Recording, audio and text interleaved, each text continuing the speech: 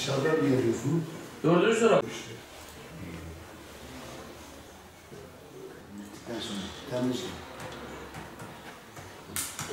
Hac ibadeti İslam'ın 5 temel esasından birisidir. Kur'an-ı Kerim'de Cenab-ı Allah Estaizu billah ve lillahi alen nasi hiccul beyti men istata'a ileyhi sebila. Yani Allah'ın kullar üzerindeki hakkıdır güç yetirebilen kişilerin hac etmeleri. Peygamber Efendimiz sallallahu aleyhi ve sellem de İslam'ın 5 temel esas üzere bina edildiğini ifade ederler.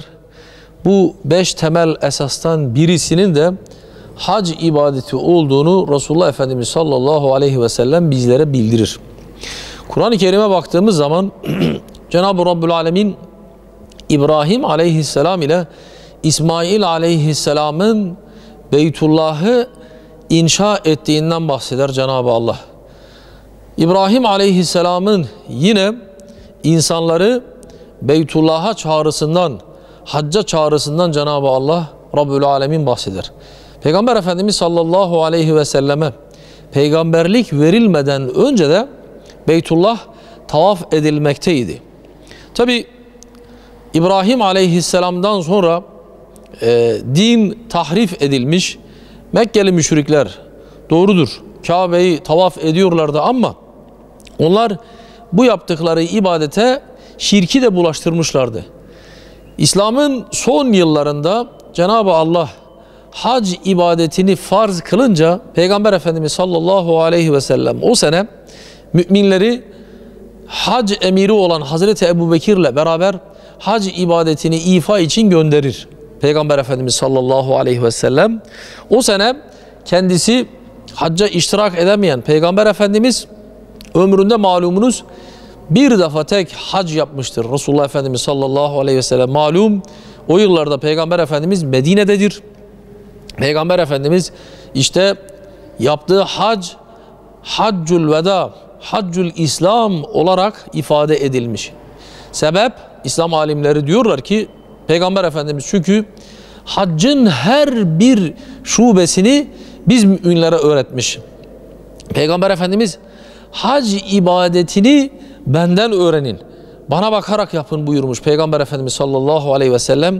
Yani bizzat yaşantısıyla, sünnetiyle bizlere göstermiş. Tavafın nasıl yapılacağını, umrenin nasıl yapılacağını, şeytanın nasıl taşlanacağını, kurbanın ne zaman kesileceğini, saçların nerede kısaltılıp kesileceğini Peygamber Efendimiz sallallahu aleyhi ve sellem bizzat kendi yaşantısıyla, sünnetiyle Resulullah Efendimiz sallallahu aleyhi ve sellem bizlere öğretmiş.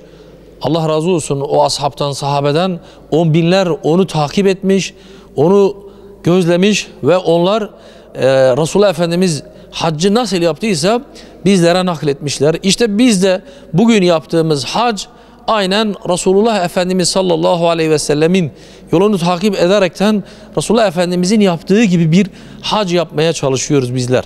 Peygamber Efendimiz sallallahu aleyhi ve sellem mebrur bir haccın karşılığı ancak cennettir buyuruyor. Peygamber Efendimiz aleyhissalatu vesselam biz müminleri hac yapmaya teşvik ediyor. Resulullah Efendimiz sallallahu aleyhi ve sellem hac malumunuz belli aylarda yapılır. Kur'an-ı Kerim'de Cenab-ı Allah El-Haccu eşhurun ma'lumat hac belirli aylardadır buyuruyor ki Resulullah Efendimizin sünnetinden bizler anlıyoruz ki hac ayları işte şu an içinde bulunduğumuz aylardır. Şevval ayı, bir önceki ay, şu an içinde bulunduğumuz Zilkade ayı ve Zilhicce ayı. Malumunuz Zilhicce'nin 9. günü Arafe günüdür, 8. günü Terviye günüdür. Bugün müminler 8. gününde Arafat'a intikal ederler. 9. günde Arafat'ta kalırlar. Çünkü Arafat olmazsa olmazdır. Resulullah Efendimiz El-Haccu Arafe, hac Arafat'tan ibarettir. Yani bir mümin o senenin haccına yetişmek istiyor ise muhakkak bir surette o senenin Arafe gününde Arafat'ta bulunmak zorundadır. İşte hacılar Zilhicce'nin 9. günde Arafat'ta Arafe vakfesini yaparlar. 10. gününde de malumunuz Kurban Bayramı'nın 1. günüdür. Biz o mübarek topraklar dışında bulunanlar, işte memleketimizde yaşayanlar, memleketlerinde yaşayanlar kurbanın, Zilhicce'nin o 10. günü, Kurban Bayramı'nın 1. gününü idrak ederiz bizler. Hac ibadeti az önce de ifade ettiğimiz gibi İslam'ın 5 temel esasından birisidir. Müminleri dinimiz teşvik etmektir.